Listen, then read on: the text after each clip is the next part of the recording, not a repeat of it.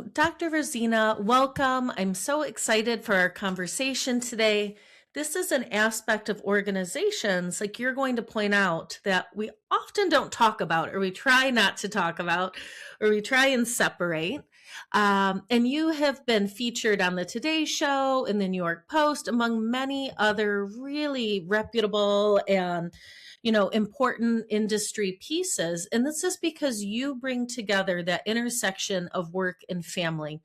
And here in the US, we often treat work as one silo, family or life as the other. And I'm wondering, in your experience, why is that siloed communication style actually a liability for today's leaders? The real basic answer to the question is, first of all, that no longer reflects our reality. We absolutely know that people are whole people and they bring their whole selves at home and they bring their whole selves to work. If we pretend, because that's what we're doing, that you can, at home you're home and you don't have any work, and you're at work and you don't have any home life, what we're asking people to do is to work as if they don't have a family and to run a family as if they don't have to work. And we know today most families have both parents working or parents who are working. Hmm. So what that results in is burnout, stress, and mental health issues because Hmm. of the big challenge that we know of managing and juggling work and family life. And we've got a lot of statistics on that. Hmm. Yeah, and I think too, my role as a leadership communication scholar, I think about modeling. And if we're at home pretending work doesn't exist, or if we're at work pretending home doesn't exist, how are we helping anyone? We are not doing anyone a service in that way. Absolutely not. We just add extra pressure. And, the problem then, you actually make it an individual problem instead of a systemic Mm, problem. And it is a yeah, systemic problem. yeah. Exactly. And so let's think about that mental load.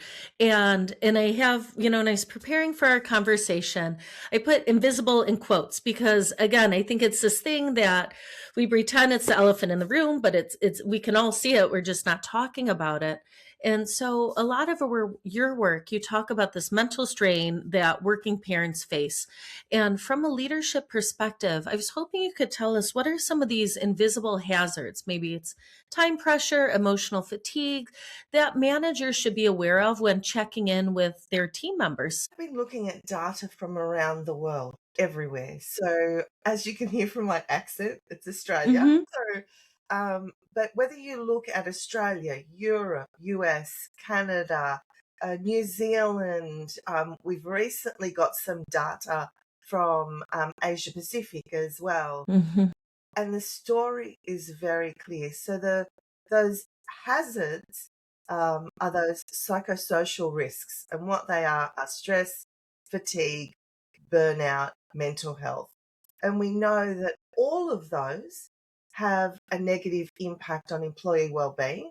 And I think as leaders now, we Yeah. know that if employees are not well, they don't do well at home and they don't do well at work. So it impacts home life and it impacts productivity at work. It Hmm. also impacts turnover, and we've got very high rates for working parents of stress, fatigue, and burnout, higher than people who don't have caring responsibilities or don't have children. Hmm. Yeah, I mean, that makes so much sense, right? We're thinking about, I clock out of one job to start my next job, and then you're never off the clock. That's exactly So, right. right? Exactly Yeah. right.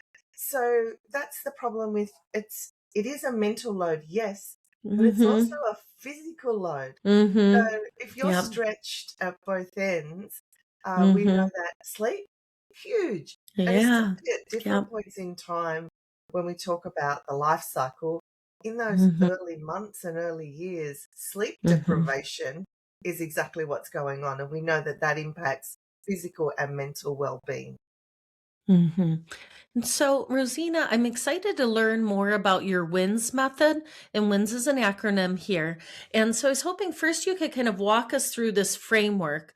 And then for our HR professionals, our leaders listening, maybe you could help us think about how this method could help an organization align its culture with these daily realities that parents are shouldering. So we created the WINS method because we absolutely know that when we have a framework or a structure, it not only helps the leaders, but it actually helps the working parents as well, which we can talk about.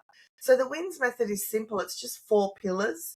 Obviously, we called it the WINS method because it's win-win parenting. Our basic premise is that it's a win for working families and a win for business, because if it's not a win in both domains, it's not sustainable. That's straightforward. So the WINS method are 4 pillars. The first one is, we know that workplaces are all about employee well-being, performance, and retention. Mm-hmm. There's those big hits that we need. Mm-hmm. First W is workplace performance, well-being, and retention.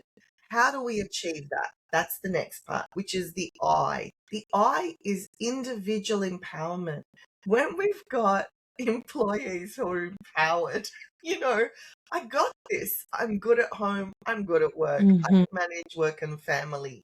That's the second pillar. The third pillar is, we cannot make this an individual problem. And this is where that's very powerful for working parents. If this was, oh, well, we've just got someone who's not very organized, or, they're not doing it, Mm-hmm. then organizations wouldn't have Mm-hmm. a very large proportion of their working parents stressed, burnt out, and leaving the workforce. So it's not an individual problem. And that's where the third part comes, which is about nurturing, that's the N, a family friendly culture. What Mm-hmm. does that mean? It means having policies, procedures, systems, support mechanisms. And the last part, I added this because we have to come back to this whole concept of social responsibility. Why? Mm-hmm. We Yeah. talked about that a lot a long time ago. My background is, Mm-hmm. I worked in academia for 30 years in the business school. And so, Mm-hmm. this whole idea of corporate social Mm-hmm. responsibility was a big thing, but it feels like it's kind of dropped off the face of the earth. Mm-hmm. No one talks about it anymore. But it is huge when it comes to working parents. Why? Working parents contribute to the economy through work, but they also contribute to the future of society. If we do not have people who are having children, raising children, we don't have a next generation. And if our working parents are not well, they're not productive, they don't have good mental health, physical health, we don't have a good, productive next generation. So that's why the S is that last Mm-hmm. big concept that we need to get. Let's get back to, yes, our beautiful working parents are, supporting um, economy, and they're also supporting the next generation. And so I think that's just the overall framework. But Mm-hmm. if at some stage during this talk you'd like to talk about, so, okay, I'm a leader, what do I do to achieve that framework, to have the WINS pillars in my organization? I'm very happy to talk about that as well. Yeah, I mean, I would love to hear that. So, I mean, as in depth or as surface as you would like, because I don't think we get into that in the rest of our conversation, our questions. But I think that's something that so many listeners are. So, what does that look like? I mean, this sounds great, and I'm in, and this is holistic. But what's next? Exactly. And that's why we have to have a framework, Mhm.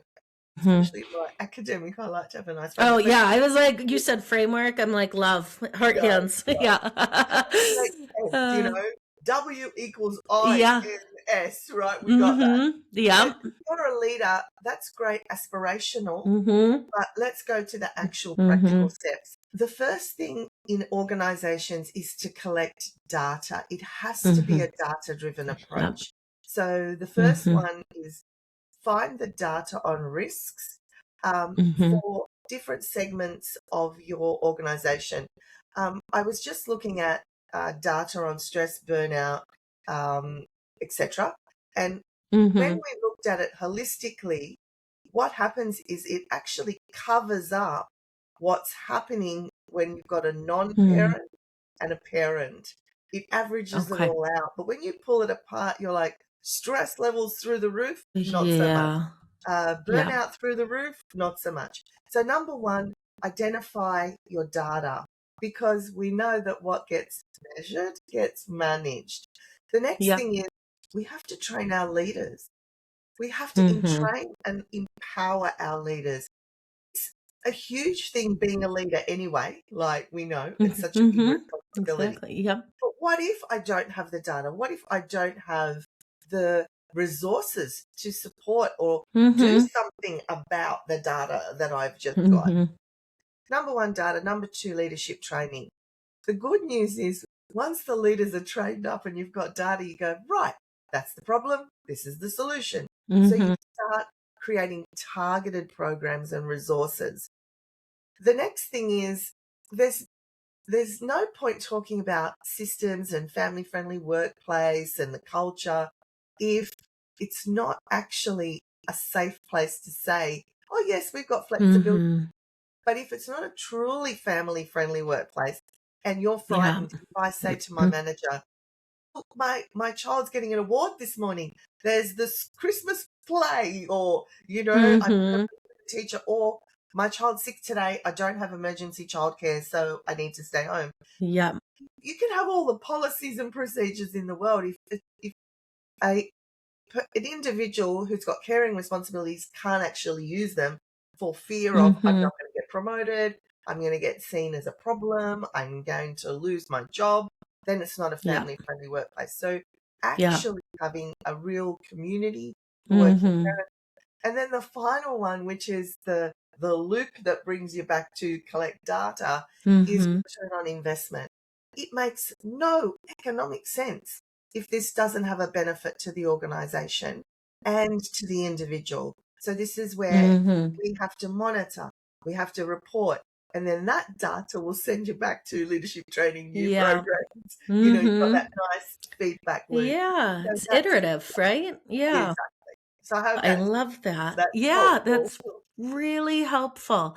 And that's a really nice segue. So, my next question is about bringing in storytelling. And so, I know many employees fear this flexibility stigma. So, it's the idea that, oh, of course, our organization is flexible and we're family friendly.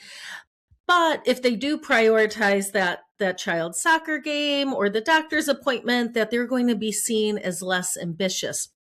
So I'm wondering, what can our senior leaders, our folks who are in these titled leadership positions, how can they use storytelling to kind of change that narrative and normalize that integrated whole employee mentality? There's a number of ways to do that. And Mm-hmm. first of all, is having that open conversation without being intrusive. Mm-hmm. So it's not like, you know, you're not like a therapist or a counselor, being intrusive, but Mm-hmm. knowing that you can have that open conversation, that there is the opportunity to say, my child's sick, and brainstorm Mm-hmm. ideas of what we can do.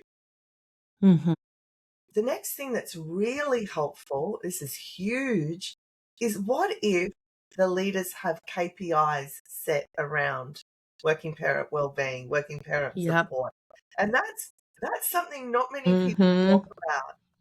Yep. As a leader, you are empowered if you have a KPI around that because you can't give responsibility without the resources to achieve it. So that really Mm-hmm. empowers leaders. But the final thing that is most important, and I've been doing this for over a decade now, Mm-hmm. is when leaders put themselves in the story. I'll give an example. One of the leaders at a law firm that I worked with asked for a program around parents with children with additional needs because there's a growing number of parents. Even when you say parents, one of the things that I want to be very clear on is they're actually not a a homogeneous bundle, right? That sort of thing. Okay, we'll put you in the parent basket. Doesn't work that way. So a parent with a child who's got additional needs is completely Mhm. different to a please forgive me, sorry. A Mhm. parent who's got um, additional needs is completely different to a parent who has a neurotypical child and doesn't have the same challenges. Someone who's going through Mhm. divorce or someone who's in the early stages versus Yeah. the teenage stages. So going back to this point, there was a request to put in a program for additional needs. Now, a lot of people would have kept that private. A lot of people might not say, Mhm. I have a child with additional needs, that's a Yep. private thing. But what Yep. they did in the invitation was that the actual partner in this law firm had a child who had Mhm. multiple sclerosis and had additional needs, right, throughout their life. And so in the invitation, it said, and, Mhm. he's going to talk about his lived experience. By this time, Mhm. his daughter was actually at university. So he was able to share. So you can Mhm. imagine the difference in turnout, in Yeah. Yep. openness, in being able to have that conversation when Mhm. the partner in the whole of the law firm is saying, Mhm. I get you, I hear you, I know what it's like. So that's probably the biggest part that makes parents feel safe when there is empathy and lived experience of Mhm. the leadership. And it doesn't have to be, that dramatic, which is what I'm talking about, but Yep. actually writing to your team and saying, I'm coming in at 10 this morning because I've got Mhm. a meeting with my child's teacher. Mhm. I'm trying to find emergency childcare. All of a sudden, you've given Mhm. permission to your team. Bingo. Yep, exactly. And one thing I want to raise up before I go on to our next question is I've had almost 100 episodes of the communicative leader, and I have not once heard anyone suggest KPIs connected to well-being and family support. So I really want to applaud you for that idea and having conversations about it and helping to put that on the radar. Very, Thank you. very And cool work. Yep. yeah, and that's why. So I'll be honest with you, I'll just be frank Mm-hmm. with myself. Yeah. When I first started in this Mm-hmm. domain, I was Mm-hmm. myself at in the business school at the University of Sydney doing my thing, teaching accounting, right? That's what I was doing. Yep. But Yep. part of my research was work and family integration, Mm. gender equality, which we know we've got a long way to go. Yep. Yep. And at that time, many, moons ago, this whole Mhm. concept of um, well-being programs was just coming in. But then you looked at what they were and you go, well, you can't tell a working parent, why don't you just go and meditate for for an hour or go up to the gym or what put that toddler, how are you going to peel that toddler off your leg? Exactly. Or what are you going Yep. to do with that teenager that is probably going to get into the liquor cabinet at Yep. home? Or, right, Yep. you know, what are you going to do? Exactly. So Yeah. so that was when we had to think bigger. And in those days, I Mhm. used to talk about, you know, if you have competent, confident employees who can manage work and family life, good for families, good for business. Mhm. Now that social piece is so important. I didn't Mhm. have the vision or the courage to say, hang on a sec. People are saying, oh, working parents just can't manage it all. Working parents can't do it all. It's Mhm. a organization problem, or it's, being organized, or it's, well, you chose to have kids. So that's not my problem, right? Mhm. Why am I Yep. compensating for you having kids? Mhm. So now I have the courage to say, no, no, no. No Yep. kids, no future. Those people who Yep. say, well, I don't want to, have to have compensate for you or overcome you. Mhm. What about when that person who doesn't have children needs a podiatrist or a baker or a doctor Yes. or Yep. someone in the future? We can't Mhm. like that. And that's that siloed, small Mhm. thing that you're talking Yep. about. So yes, let's put it on the radar with KPIs.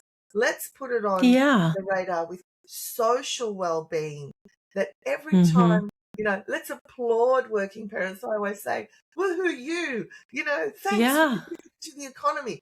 Thanks for Yep. contributing to the future of humanity. Exactly. It's a very different picture. So now Yes. I have the courage to tell these stories. Mhm. Whereas 10 years ago, you would not have heard me say that because people would have been like, what? That's just a step too far. Yep. Now now you're Yeah. really pushing the boundaries. Yeah, yeah. And so important because I think so many people are feeling seen with the work that you're doing. And like you're saying, like, I would love an award. I would take my participation ribbon for this because it is hard. Some days are easier than others in some moments, but mine are little still, and it's a lot.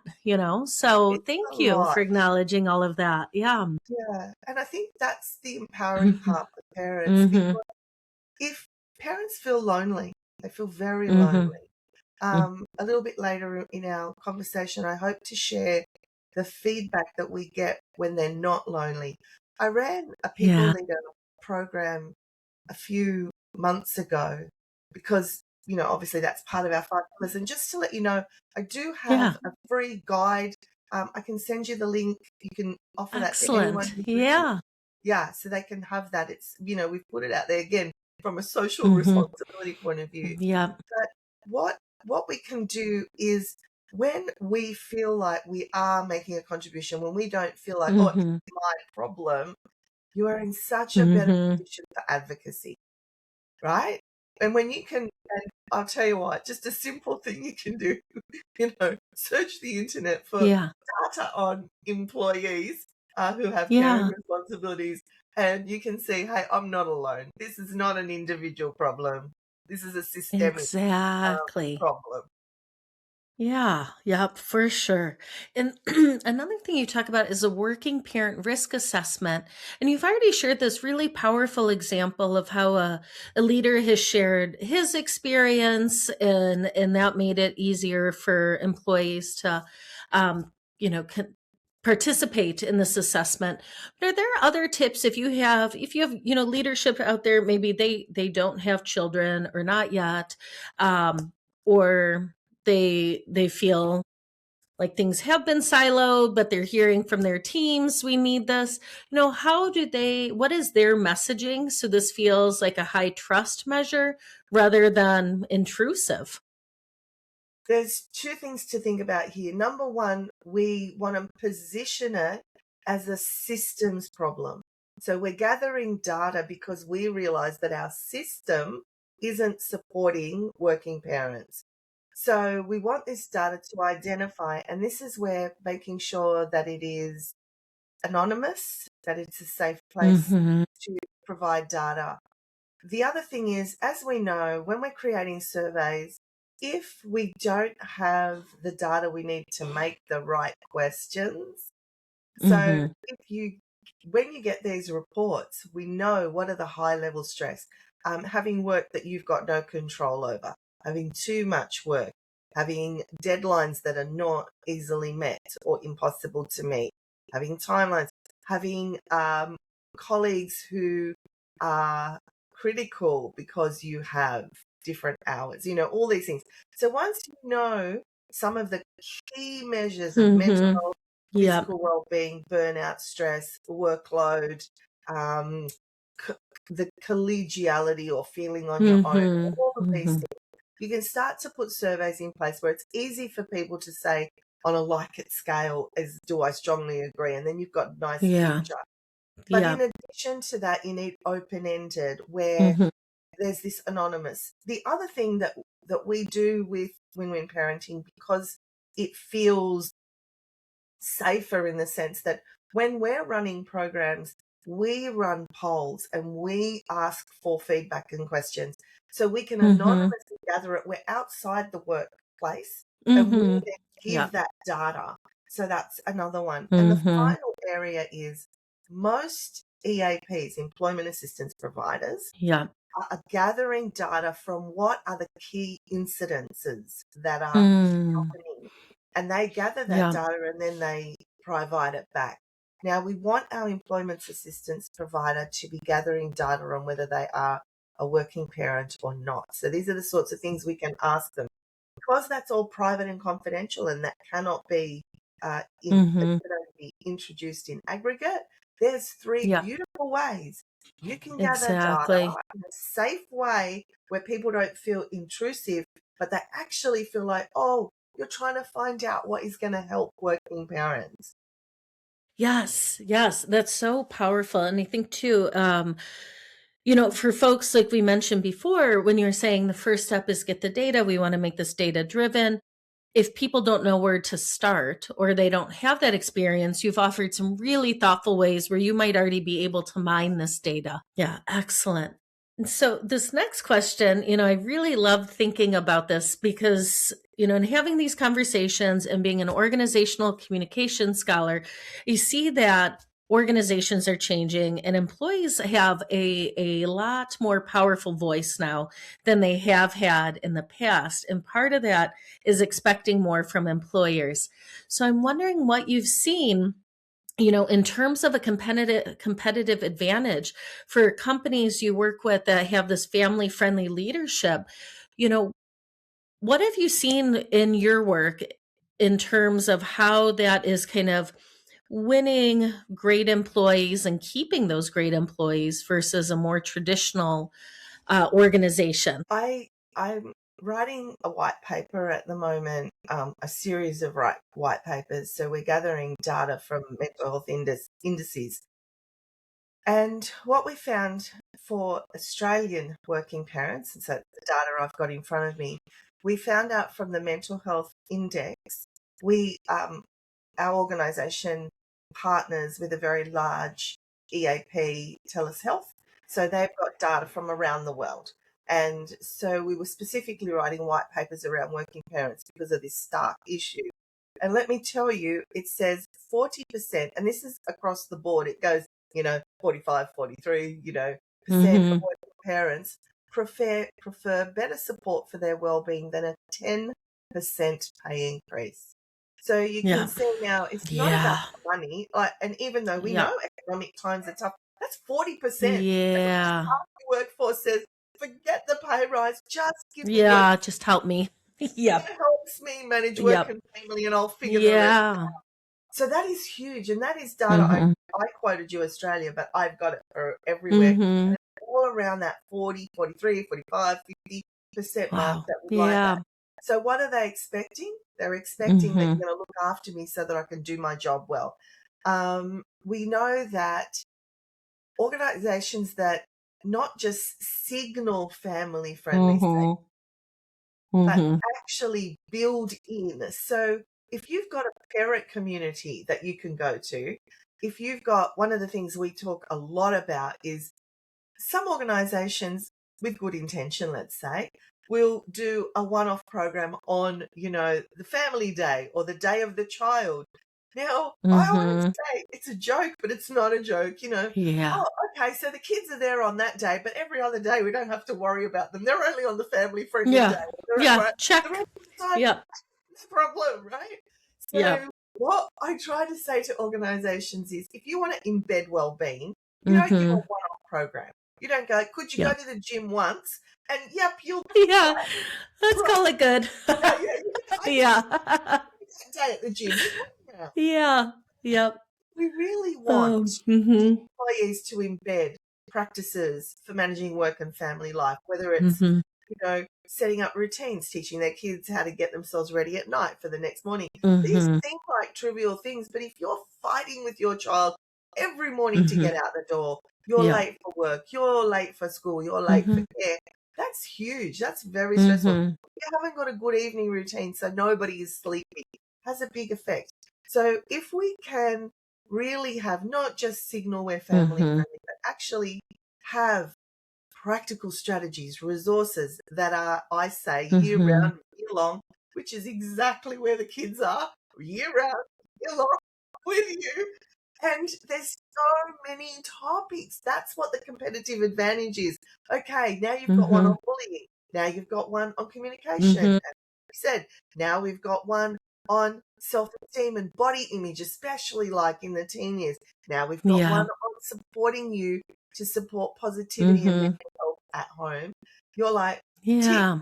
tick, like the University of whatever you Exactly. got that, Yeah. and work and family life. So that's Yeah. why I say family-friendly leadership is a competitive advantage when there is Mhm. true measured return on investment. And what we do know, again, from the research um, worldwide, is that investing in employee well-being is much cheaper. You know that whole adage, Oh, prevention is better than cure? yep.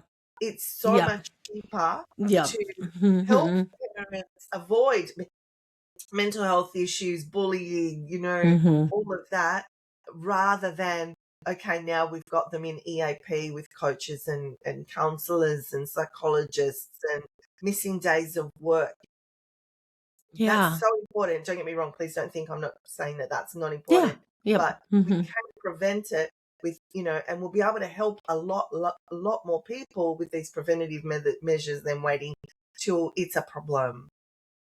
Exactly. And so let's continue to think about support. And this is something your organization does. And I really love this because I have a brother in law in a high intensity role, right? A first responder, a high stress role.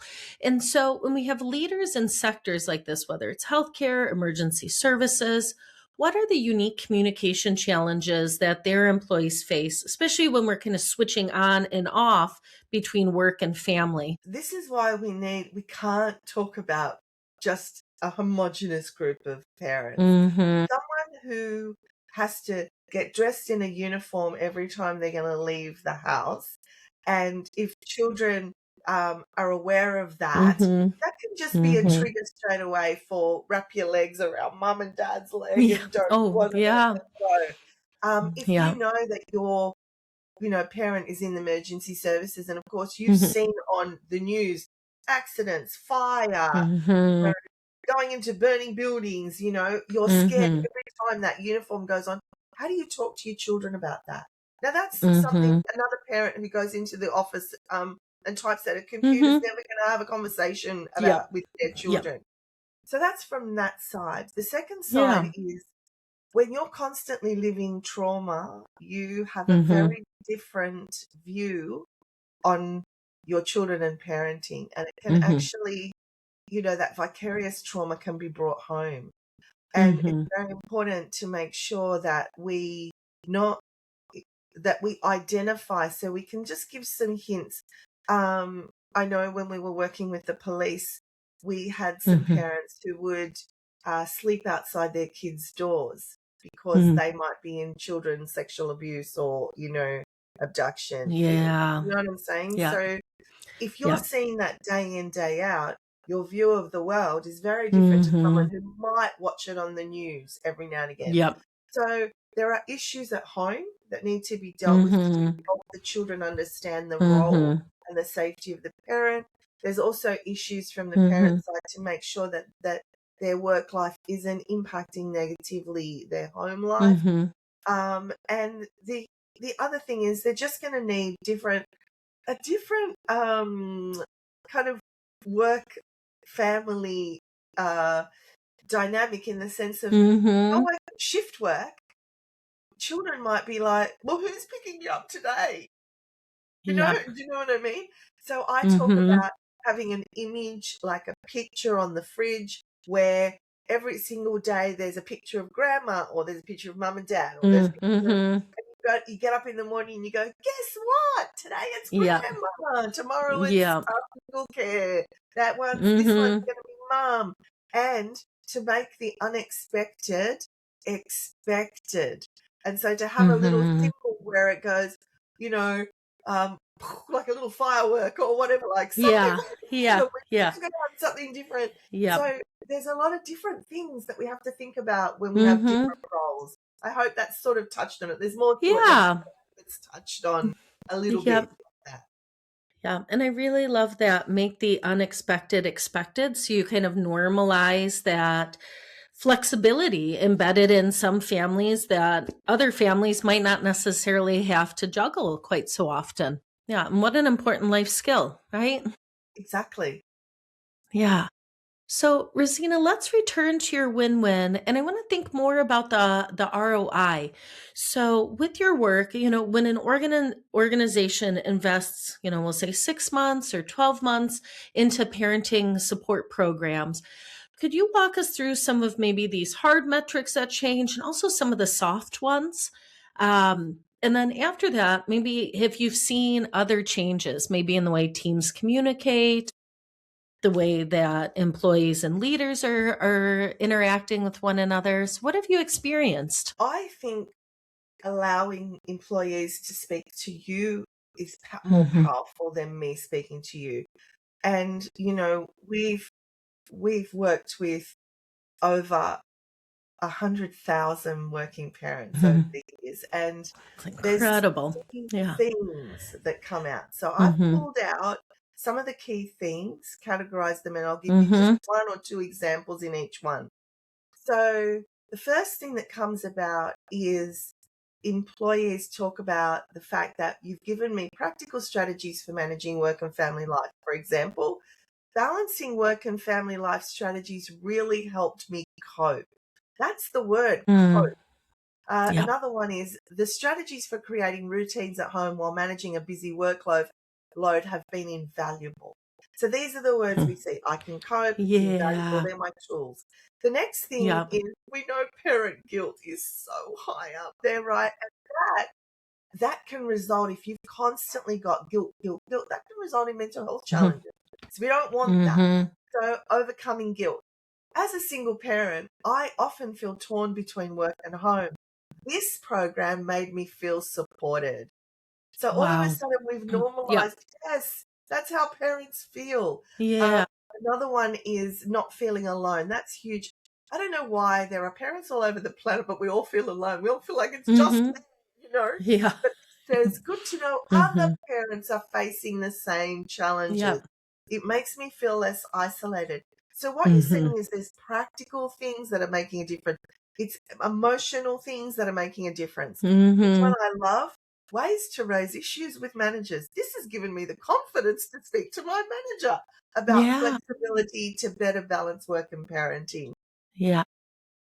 A proactive approach. These are the culture parts. Now we're going to add some culture Yeah. parts. Yep. My employer providing this program demonstrates, and I think that's a very strong word, saying versus demonstrating a genuine commitment to family friendly workplace culture. This is exactly the type of initiative that shows an organization understands the realities of working parents. Now, do Mhm. you think that person's going to be more loyal and stay, or are they going to go, Yep. right? So, Right. retention, these Yep. are the kind of culture Yeah. retention things that are coming out. I've only Yep. got two more, but another one on retention is about loyalty. My workplace Mhm. offering this program makes me proud. Mm. Yep. It's very heartfelt, isn't it? It makes me proud to work Yeah. here. And what that Exactly. shows me is, and I've seen Mhm. this over the years, working parents Mhm. want to do a good job. Let's Yep. enable them. And, Yeah. seeing my employer invest in these sessions helps me to feel loyal and engaged at work. So, Yep. this is the words that you want. Yeah. The final one is this has been helpful in managing my family life, Mhm. which has a direct impact on my ability to work well. So they're tying the two together. So I just thought if I shared, and they're common things, like this Oh, is not one off. 100%. This is not Yeah. a one off statement that you go, oh, well, that's a good one. I'll put that out for everyone to see. Yeah. No, Yeah. these are the big chunks of themes that we see. So Yep. short term, that's Mhm. what you're going to start to see. Yep. Oh, wow, thanks. That really helped me with bullying. That helped me with getting my routines in Yep. order. But long term, I'm loyal. Mhm. I'm not going anywhere. And what do we Yep. know about retention? Turning Exactly. over an employee, Oof. people don't realize it affects the whole team. Now, other people have got extra workload. We've got to find a new Mhm. person, which is very costly. We've got to retrain a new person, which is very Yes. costly. Then we've got to make sure they're a fit, The get them up dynamic. Yep. to speed. And Mhm. so that is a that's going to be much more expensive than, hey, Yep. we offer you Yep. parenting, approach and Mhm. work and family support so that you don't go Yep. anywhere. That we get to keep Exactly. you. So yeah. Yeah, and like you said, the pride, right? I think of going to pick up or drop off or a game and being like, my work let me be here. Like I got my things done. We're not expecting anyone to pick up slack, but saying that I'm able to balance this now, right? And thinking about the word of mouth for the organization. I would say, if whether you're doing it for the right reason or the wrong reason, but focusing on these things that help your employees are going to help you in terms of your ROI and that loyalty and the reputation. It's absolutely true, and we've seen it time and time again. And this is why I'll just quote a little bit more research. There Mm-hmm. was a Canadian study that was looking at the ROI on wellbeing programs. So it wasn't about working parents, it was just wellbeing, mental health, Mm-hmm. physical wellbeing. And what they showed is the longer the wellbeing um, program was in place, and they were specifically looking at 2 to 3 years, Mm-hmm. the greater the ROI, which of course makes Mm-hmm. sense. And so Yeah. that should be a no-brainer, but we do have data Yeah. to show. And Mm-hmm. one of the things that I can, hand over heart say is that Mm-hmm. because our organizations that we partner with see the difference that it makes, have pages and pages of feedback. As I said, we collect data, polls, Mm-hmm. and so we can offer, you know, more information. But what we see is they return year upon year because the working parents will say, "This was so helpful. I hope it continues. This has made Yeah. such a Yeah. difference. I hope we keep having this." And so when people leaders get that kind of feedback, and that's why any Mm-hmm. program that you put into place, our facilitators are trained on getting feedback and explaining that, we need the feedback because why would your organization invest in this if there's no Yeah. benefit? So we need your, Yeah. the both qualitative and the Mm-hmm. quantitative data. Don't just write, "This was great, thanks." Yeah. Be Yeah. helpful. Whereas Yeah. this has helped me not feel Mm-hmm. alone. So Yeah. we train our leaders who are, Mm-hmm. facilitators to say Mm-hmm. part of the ROI of this is giving back to the organization. Mm-hmm. They invest the cash. We need to invest in getting the data back to them to show Yeah. that return on investment. Yeah. Yeah. So fascinating. Not surprising, but I love that you have all of this data to support this. So, my next question, this is something that I thought about in getting ready to chat with you. And I found myself at different ends of this question at different seasons in my life. But I'm wondering, how does this leader communicate this commitment to parents without making those who don't have children feel like they're being overlooked or like they're expected to, I don't want to say pick up the slack, but expected to kind of fill in holes or gaps. Or when I used to work in marketing before I had children, there was a lot of times eyes would go to me when we had night or weekend things because I didn't have children. So what do you advise there? Like, how do you walk that fine line? Things that we need to do as leaders is frame our support around life stages and psychosocial safety, not parental status. In other words, Mm-hmm. this is not a parental status thing. Mm-hmm. This is life stages and psychosocial safety. For example, right now, although I've talked to you a lot about the data on working parents, if you also split the data into young people, they are at the moment higher on anxiety, higher on Mm-hmm. financial stress, higher on. So we would then say life stages. So we are Yeah. going to support you at different stages of your life. Mm-hmm. When you're first entering the workforce, when you're leaving to have children or not, if you're, Mm-hmm. you might have a caring role.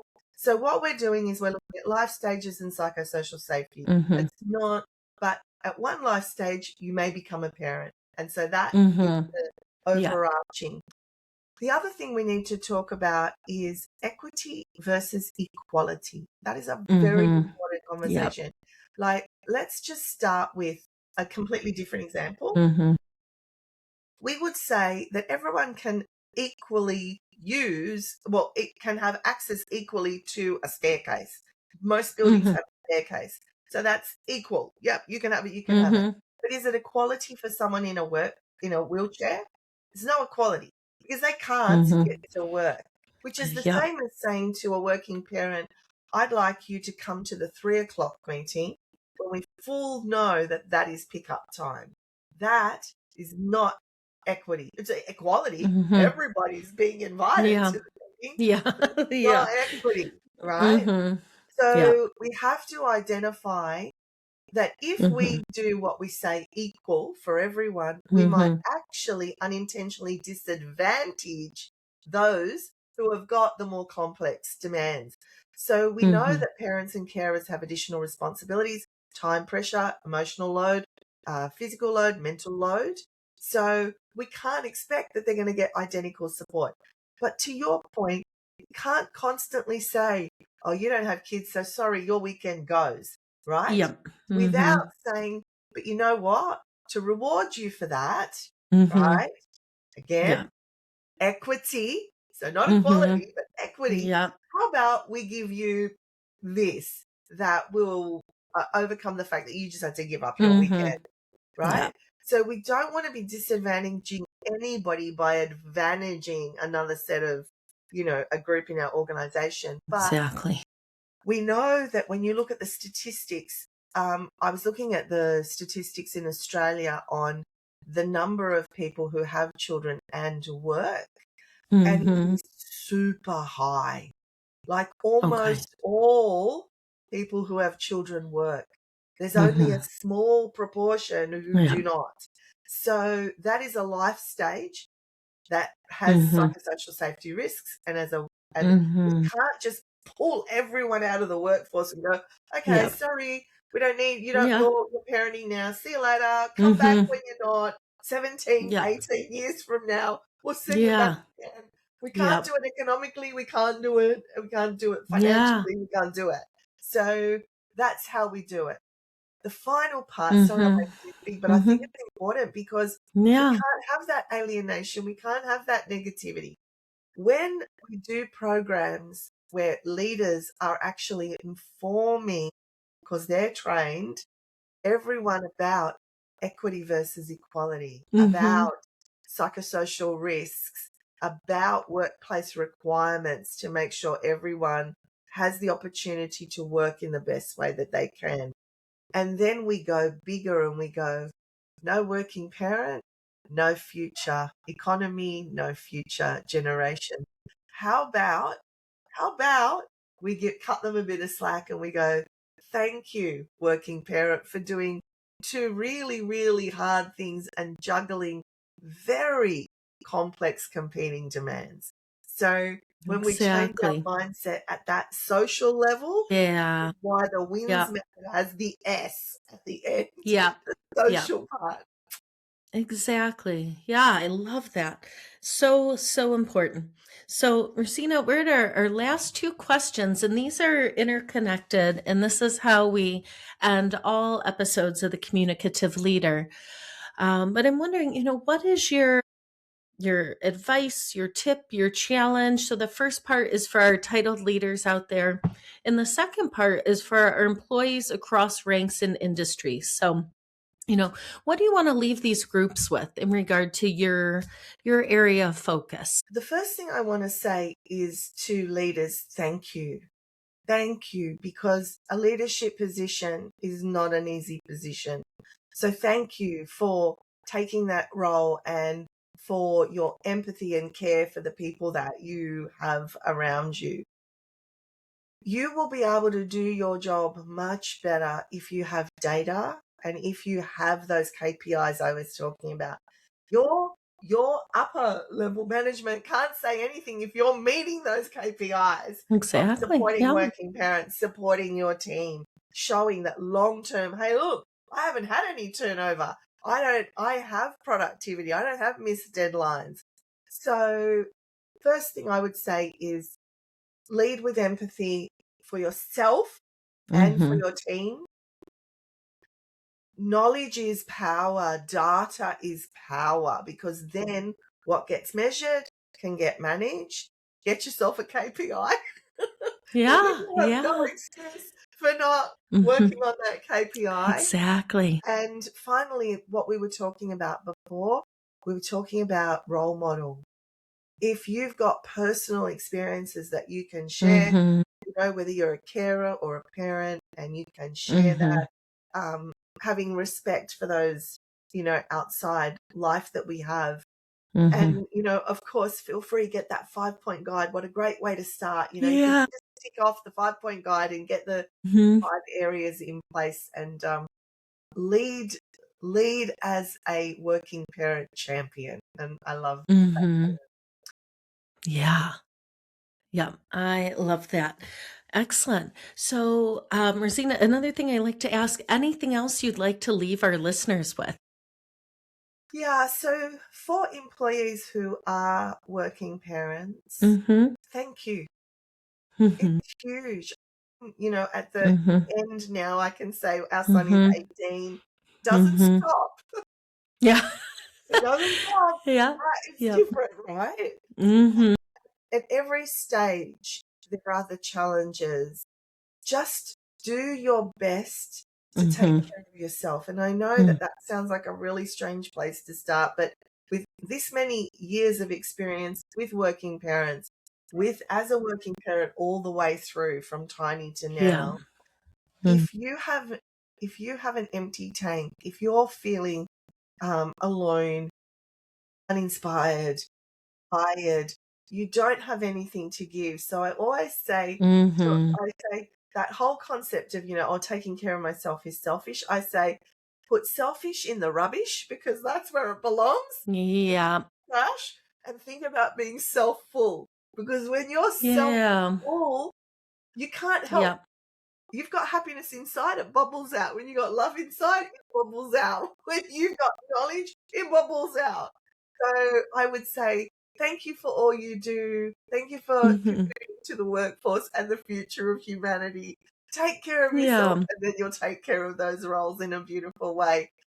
Be courageous. Get the data you need. Be seen, Mhm. be heard, and make Yeah. sure that you're taking care of yourself so that you can be one of those people who creates a structure in an organization Mhm. where Yeah. everybody wins. Excellent. Well, and that's so helpful because I think so many jobs are thankless. But I think parenting is the first one many moments.